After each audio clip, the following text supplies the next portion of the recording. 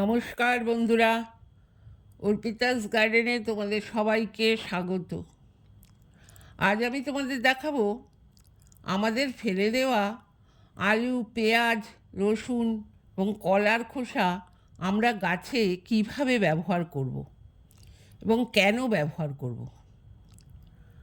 আমরা প্রতিদিন আমাদের রান্নায় কম বেশি আলু, পেঁয়াজ, রসুন ব্যবহার করে থাকি। এছাড়া প্রায় প্রতিদিন আমাদের বাড়িতে কলা কিন্তু আসে, কলা আমরা খাই। এছাড়া আমরা কাঁচা কলা রান্নার ক্ষেত্রেও ব্যবহার করে থাকি, কিন্তু আমরা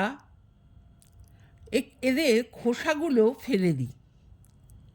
আমরা যারা বাগান করি বা তোমরা যারা শখে বাড়িতে বেশ কিছু গাছ করো, তারা কিন্তু আজকের পর এই খোসা আর ফেলে দেবে না। কারণ আলুর খোসায় আছে প্রচুর পরিমাণে potassium, phosphorus, iron, vitamin, fibre এবং ম্যাগনেসিয়ামের মতো পুষ্টি উপাদান, যা গাছের বৃদ্ধির জন্য অত্যন্ত প্রয়োজনীয়। পেঁয়াজের খোসায় আছে পটাশিয়াম, ভিটামিন, ফসফরাস এবং অ্যান্টি ফাঙ্গালের মতো উপাদান।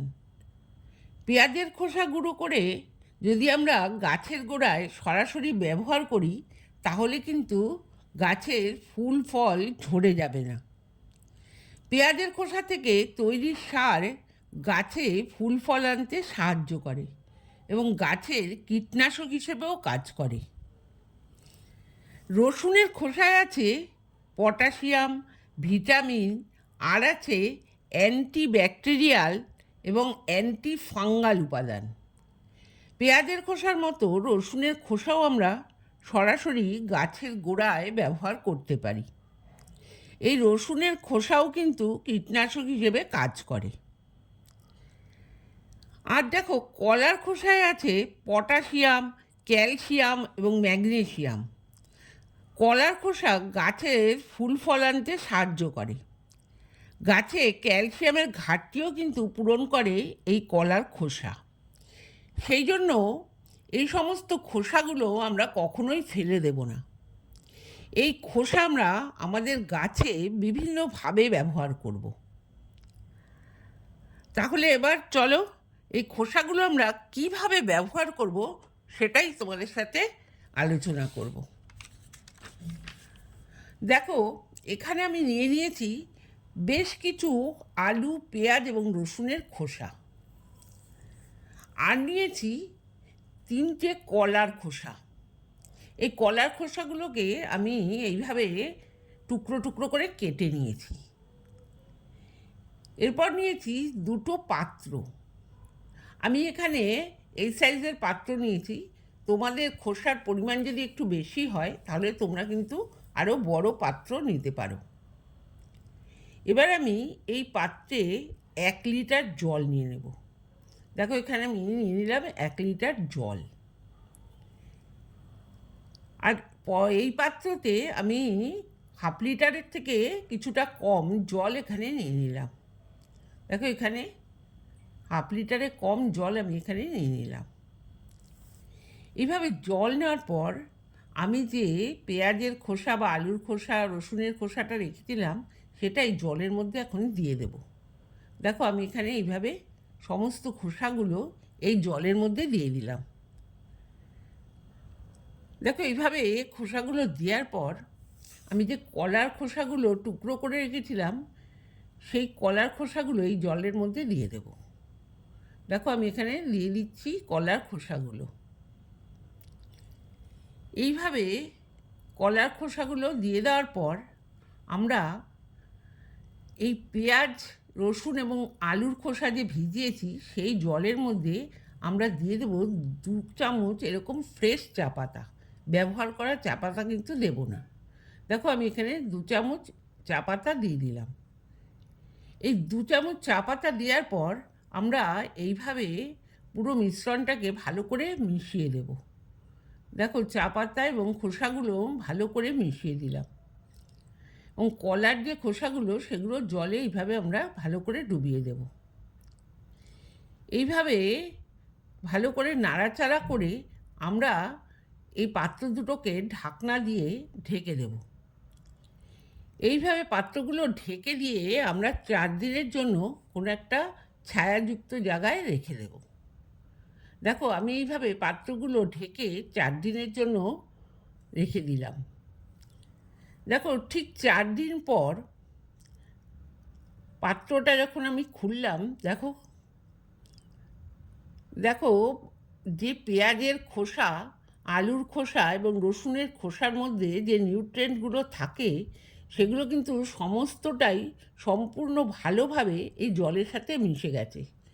জলের কালারটাও কিন্তু চেঞ্জ হয়ে গেছে। ঠিক তেমনই কলার খোসা থেকে নিউট্রিয়েন্টগুলো এই জলের সাথে ভালো করে মিশে গেছে। এখন আমরা নিয়ে নেব এরকম একটা পাত্র।